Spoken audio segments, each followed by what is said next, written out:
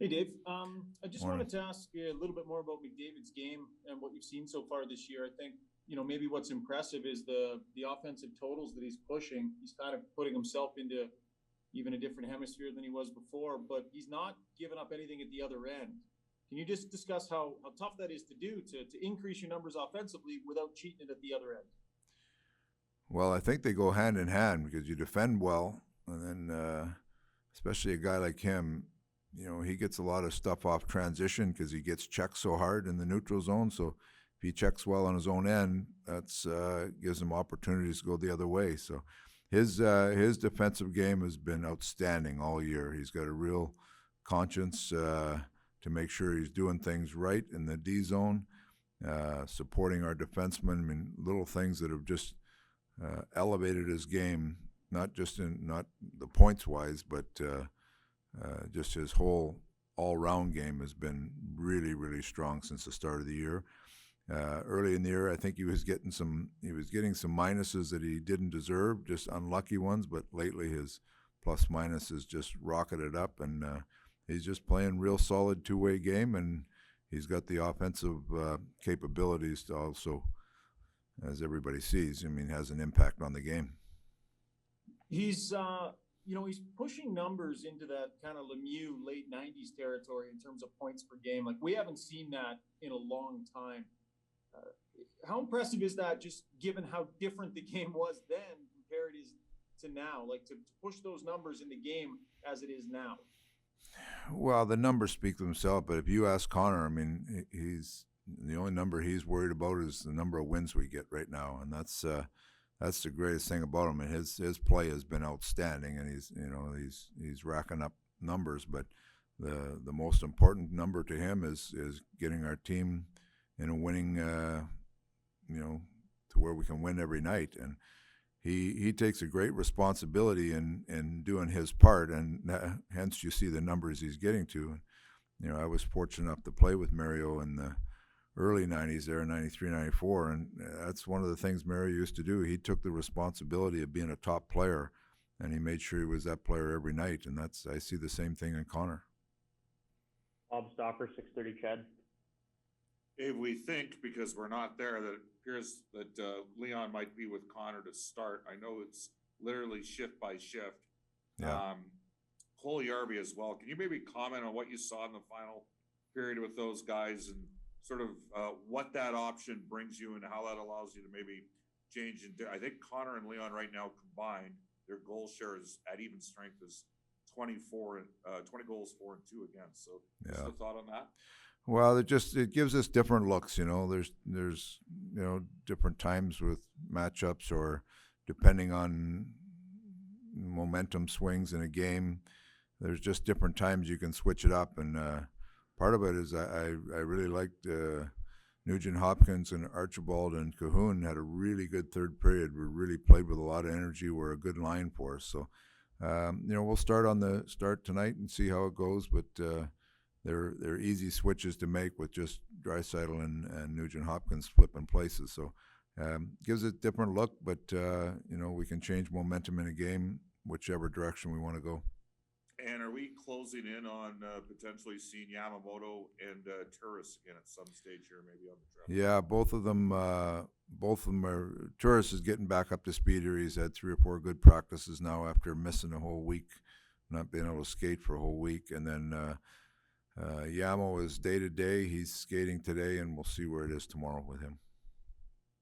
Simone Olivier Laurent, La Presse.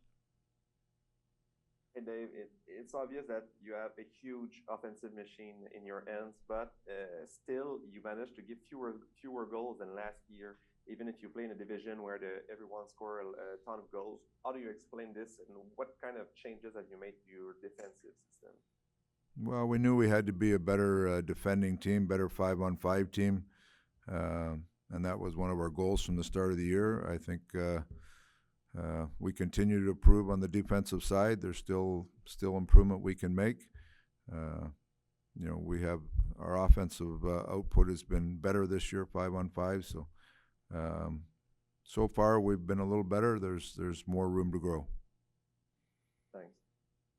Michael Tracos, Post Media.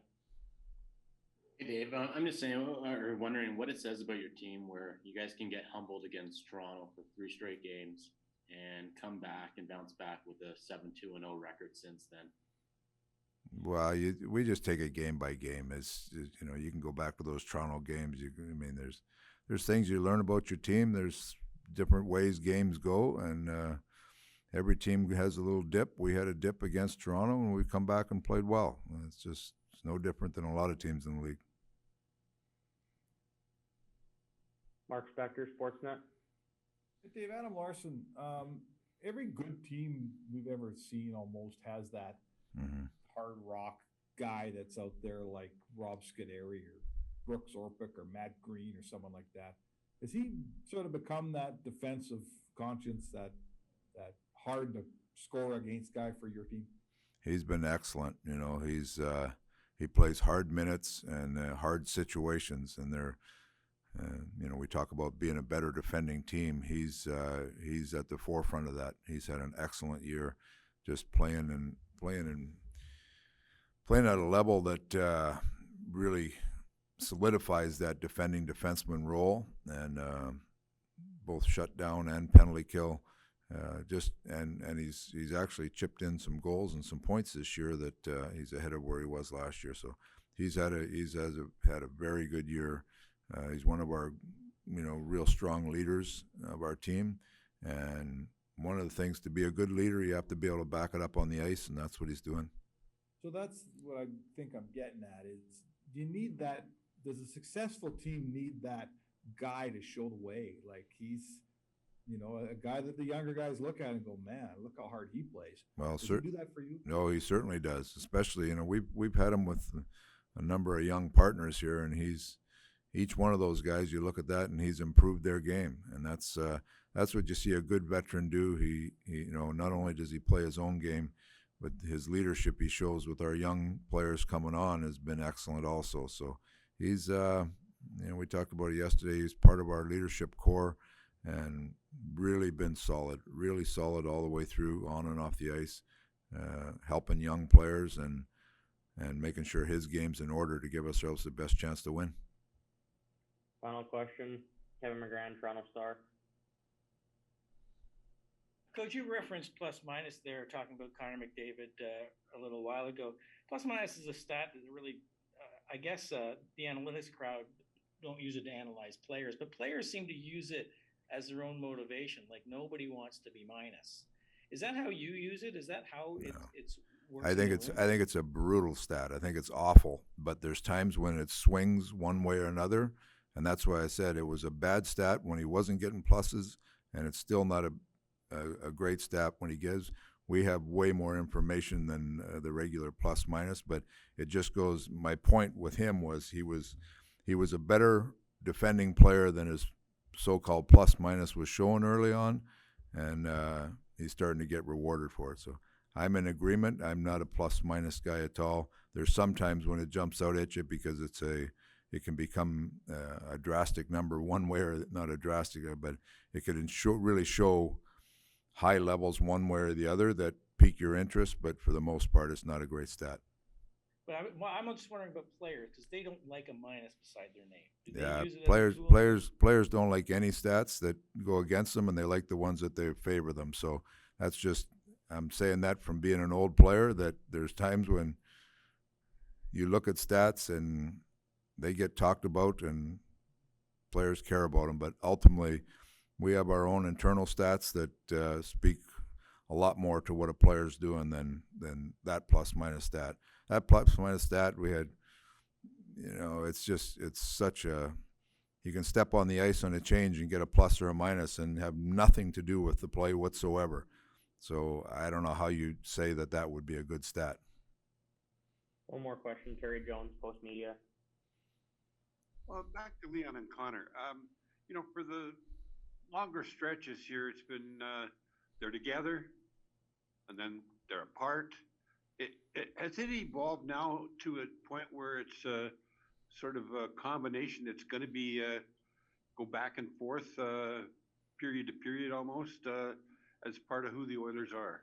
Well, we can use it. You can use it as a alternative. There's, games go different ways. There's times when you have to, certain matchups you want. There's times when you want to load it up. I mean, it's about trying to maximize each player's ability and put them in positions where you can get the most out of them. And sometimes sometimes Draisaitl there's certain matchups that I look for that I need him at center, and then there's other times when you put the two of them together and they can get up and going. So ultimately it's about trying to find ways to win, and we have some different looks that we can try to accomplish that. And as we get down to the last month here in the schedule, do you find yourself and the team looking at, like, for example, Winnipeg is saying, hey, this looks like our first round playoff opponent, and now if you win tonight, you'd be saying Montreal would be your first. Did you get that far ahead in the thought process? No, it's too close. It's going to go back and forth. You've got really 6 teams that are still vying for spots, so it's too close. The funny thing is you're getting to know every team so well because you're playing them so many times this year. So we haven't got to the point where we're saying this, maybe play this team, maybe play that team. All we're worried about is making sure we're in the playoffs and taking care of ourselves. And then as we get down closer here, you'll start looking at those things.